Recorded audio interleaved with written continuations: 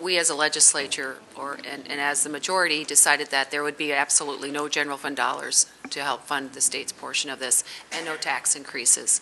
So the revenue thoughts or what our options were this is what we came to, and that could be agreed upon by both parties in a bipartisan way. This is a massive expansion of the most addictive form of gambling, video or electronic gambling. The high from video gambling is comparable to the high from crack cocaine.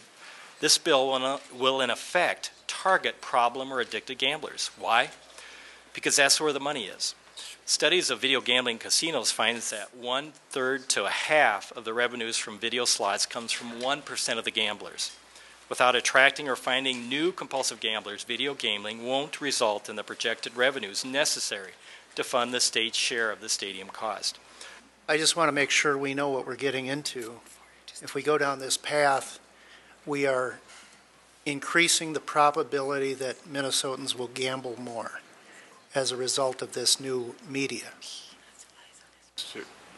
Senator Rosen. Thank you, Mr. Chair, and appreciate the comments, Senator Limmer. I do think that this is an option. It's an entertainment option that people have with their free dollars and where they choose to spend it. It's no different than them spending money on a game box or a different games or going to the VFW to play bingo. I mean, people have ways to spend their entertainment dollars, and I personally have never pulled a pull tab. But perhaps with electronic, I might do that at the Channel Inn down in Fairmont, just to see what it's like, and perhaps get on a statewide bingo game. Might be kind of fun. Legislators, certainly the sponsor to my right, and others have asked for a expression of support from a majority of the City Council. We have secured that. The majority of our City Council has publicly, in writing, committed that they support the proposal that we have negotiated. The lease must provide that the state gets the name, so if the team ever leaves, we get to retain their name, their logo, colors, history, playing records, trophies, and memorabilia. Is that what I'm understanding?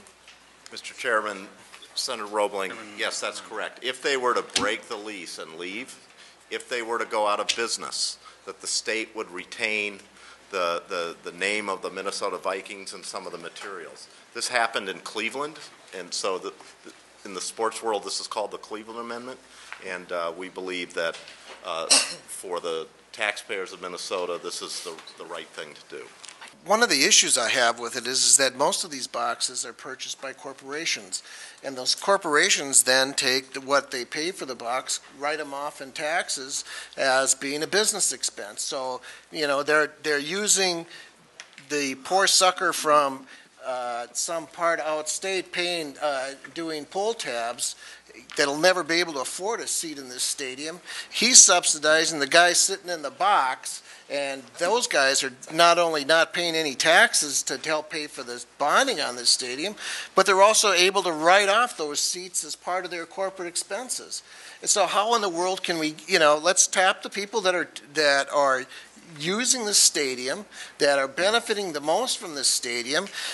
You know, the seats cost taxpayers about what, $8,000-$10,000 a seat. And the folks, it's primarily, the reason we need to do this stadium is for the Vikings primarily. They're profiting from it. Yeah, maybe their profits and their ability to pay back is a little bit slower with this amendment, but at least we're tapping those folks that are actually benefiting from the stadium and not just the poor guy that's having a beer and enjoying some time with his family. There being 8 ayes and 6 nays, the motion does prevail.